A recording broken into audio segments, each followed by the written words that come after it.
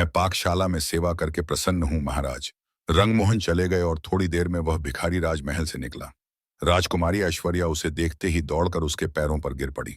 भिखारी मुस्कुराया और बोला, ऐश्वर्या, मुझे ध्यान से देखो तो तुम्हें मुझ में और रंगमोहन में कुछ सादृश्य नहीं मिलता क्या? अब भेद खुल चुका था। भिखारी के वेश में उसको ग्रहण करने वाले स्वयं राजा रंगमोहन ही थे, और वह थी उनकी महारानी। राजा ने कहा, राजकुमारी, मुझे क्षमा करना।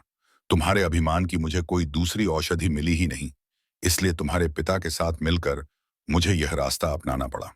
निष्कर्ष जीवन में अभिमान और घमंड का कोई स्थान नहीं है। कठिन परिस्थितियां हमारे अहंकार को मिटाने और हमें विनम्र बनाने के लिए आती हैं, तथा जीवन की सच्ची समझ कठिनाइयों से ही मिलती है, और सच्चे प्रेम और समर्पण के बिना जीवन में वास्तविक खुशी और संतोष संभव नहीं है।